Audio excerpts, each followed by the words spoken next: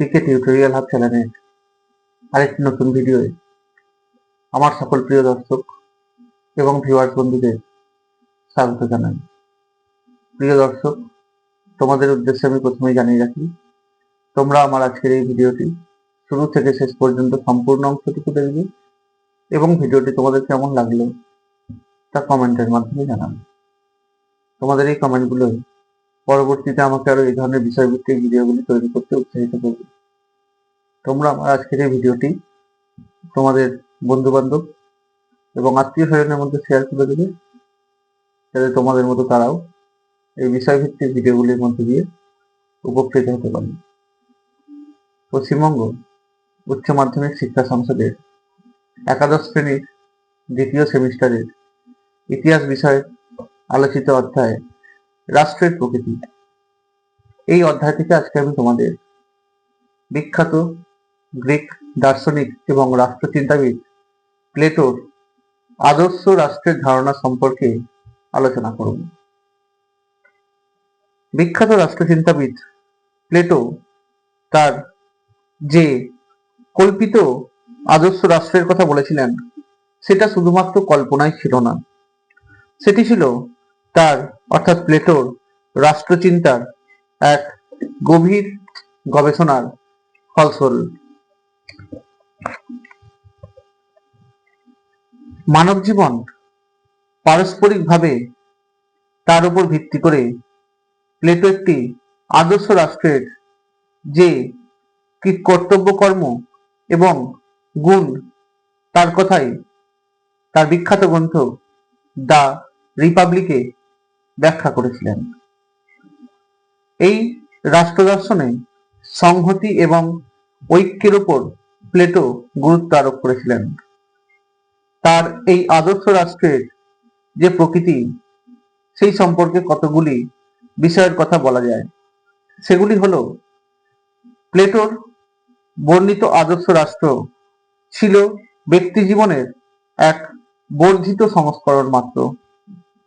এই রাষ্ট্রে ব্যক্তি স্বাতন্ত্র্যবাদ স্বীকৃত নয় এবং ব্যক্তি রাষ্ট্র জীবনের অংশ মাত্র।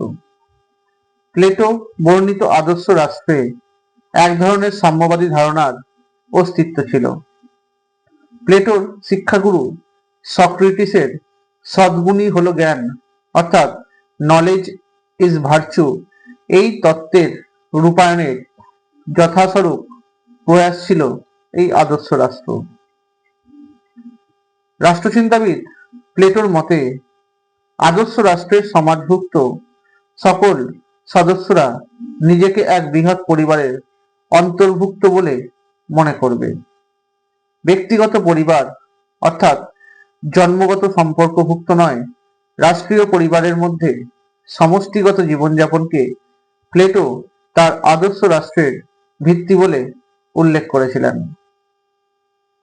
এছাড়াও তিনি আরো উল্লেখ করেছিলেন যে মানুষের আবশ্যিক প্রয়োজনগুলি মেটানোর জন্য আদর্শ রাষ্ট্রগুলোতে তিনটি শ্রেণীর সহাবস্থান থাকবে। সেই তিনটি শ্রেণী হলো উৎপাদক শ্রেণী বা আর্টিসান ক্লাস, যোদ্ধা শ্রেণী বা ওয়ারিয়ার ক্লাস এবং শাসক শ্রেণী বা অভিভাবক শ্রেণী বা গার্জিয়ান ক্লাস। এই তিনটে শ্রেণী যথাক্রমে মিতাচার, সাহসিকতা ও প্রজ্ঞাগুণের অধিকারী হবে। তার চিন্তা অনুযায়ী এই আদর্শ রাষ্ট্রের প্রধান কাজ হবে মানুষের প্রাত্যহিক চাহিদাগুলিকে পূরণ করা, আর সেই লক্ষ্যে আদর্শ রাষ্ট্রগুলি কারিগর, কৃষক, হস্তশিল্পী সহ বিভিন্ন দক্ষ মানুষদেরকে নিয়ে নানা উৎপাদনমূলক এবং কর্মসম্পাদনমূলক কাজে নিয়োজিত করবে। এই উৎপাদকের সঙ্গে যুক্ত সকল ব্যক্তি যারা সম্পদ সৃষ্টিতে বিশেষভাবে সাহায্য করে থাকেন, তারা এই উৎপাদক শ্রেণীর অন্তর্ভুক্ত হবে। মানুষের জীবন এবং সম্পদের নিরাপত্তা সুনিশ্চিত করতে আদর্শ রাষ্ট্র একটি সেনা সংগঠন বা যোদ্ধা বাহিনী পোষণ করবে বলে তিনি মনে করতেন। একটি আদর্শ রাষ্ট্রের শাসন দায়িত্ব পালন করবেন একজন দার্শনিক রাজা। তিনি হবেন সেই রাষ্ট্রের অভিভাবক। প্রজাদের রক্ষণাবেক্ষণ এবং তাদের জীবনের মান উন্নয়ন করা শাসকের অন্যতম প্রধান কাজ। মেধা, জ্ঞান সম্পন্ন এবং উপযুক্ত প্রশিক্ষিত শাসকের পক্ষেই এই আদর্শ রাষ্ট্রগুলিকে রূপায়ণ করা সম্ভব। তাই এই সমস্ত গুণগুলিকে প্লেটো বলেছিলেন দার্শনিক উপাদান। তবে এই ক্ষেত্রে বলা যায় গণতান্ত্রিক শাসনের প্রতি বিরূপ মনোভাবই সম্ভবত দার্শনিক প্লেটোকে এক আদর্শ রাষ্ট্রের সন্ধানে উদ্যোগী করে তুলেছিল। দার্শনিক প্লেটো এমন এক রাষ্ট্রের আশা করেছিলেন যেখানে উৎপাদক, যোদ্ধা এবং অভিভাবক বা শাসক এই তিন প্রকার শ্রেণীর সহাবস্থান তথা তাদের নিজেদের কর্তব্য সম্পাদনের মধ্য দিয়েই যে আদর্শ রাষ্ট্রের পরিপূর্ণ বিকাশ ঘটবে একথা তিনি মনে করতেন। তবে রাষ্ট্রচিন্তাবিদ প্লেটোর বর্ণিত উপরোক্ত তিনটি শ্রেণীর সাফল্যের জন্য নৈতিক গুণাবলীর কথাও তিনি বলেছিলেন।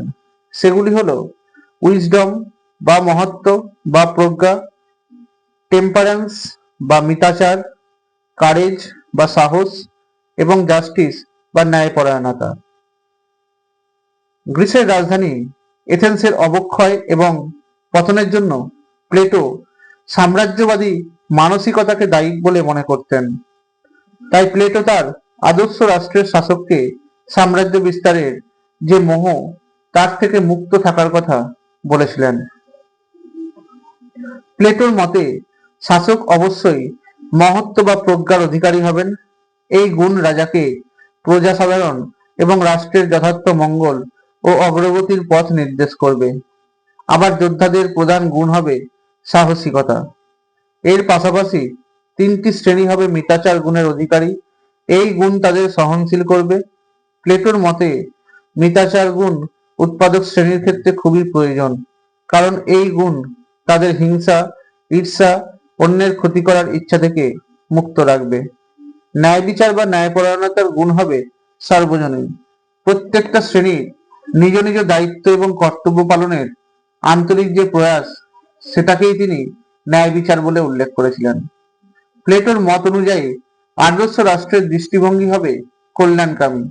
দার্শনিক রাজা ব্যক্তি স্বার্থের ঊর্ধ্বে উঠে জনকল্যাণের কাজে নিয়োজিত থাকবেন। প্লেটো মনে করেন যে দার্শনিক রাজা ছাড়া আদর্শ রাষ্ট্রের রূপায়ণ সম্ভব হবে না। এই রাজ্যে ধনী দরিদ্রের মধ্যে কোনো প্রকার প্রভেদ থাকবে না। সুষ্ঠু শিক্ষার প্রবর্তন দ্বারা নাগরিকদের সৎ এবং নৈতিক গুণের অধিকারী করে তোলাই হবে রাজার লক্ষ্য। প্লেটোর এই আদর্শ রাষ্ট্রের যে ভিত্তি, সেই ভিত্তি ছিল ন্যায়নীতি সক্রিয়তা। ন্যায়নীতি হলো একটি শৃঙ্খল যা সুশৃঙ্খল এবং সুবিন্যস্ত রাষ্ট্র ব্যবস্থার ভিত্তির মতো ছিল। এই ন্যায় হলো রাষ্ট্রদেহের আত্মা বা সোল।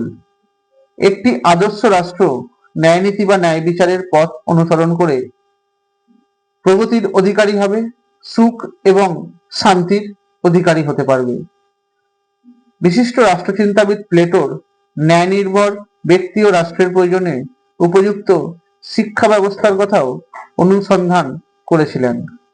তার মতে রাষ্ট্রের জন্য শিক্ষার গুরুত্ব অনুধাবন করা বাধ্যতামূলক এবং রাষ্ট্রের নিয়ন্ত্রণ করা, শিক্ষায় সকলের সুযোগ প্রাপ্তির কথা প্লেটোর শিক্ষা তত্ত্বের দিকগুলোর ক্ষেত্রে অত্যন্ত তাৎপর্যপূর্ণ ছিল। তাই ন্যায়নীতির ভিত্তিতে প্লেটো যে আদর্শ রাষ্ট্র এবং সমাজ ব্যবস্থার মডেল বা চার্টকে তুলে ধরেছিলেন, সেখানে মূলত শাসক শ্রেণীর জন্য সাম্যবাদের যে আদর্শ, সেই আদর্শের সংযোজন ঘটেছিল। মূলত প্লেটোর লক্ষ্য ছিল শাসক শ্রেণীর যে জীবনধারা, তাকে একটি সমভোগবাদী আদর্শে চালিত করা। প্লেটোর এই আদর্শ রাষ্ট্র ব্যবস্থা নিয়ে এখনো পর্যন্ত বিতর্ক বর্তমান। তবে সমালোচকেরা অনেকেই প্লেটোর এই রাষ্ট্রচিন্তার মধ্যে কল্পনার আধিক্য অনেক বেশি বলে মনে করেছিলেন। আবার অনেকের মতে প্লেটো এমন একটি রাষ্ট্রের রূপরেখা এঁকেছেন যেখানে ব্যক্তি স্বার্থ বলে কোনো কিছুর অস্তিত্বই ছিল না। তবে অনেকে একথাও মনে করেন প্লেটো আদর্শ রাষ্ট্রে যে সাম্যবাদের কথা বলেছিলেন, তা ছিল প্রকৃতভাবে মানব প্রকৃতি বিরোধী, অস্বাভাবিক এবং তা ছিল ভ্রান্ত।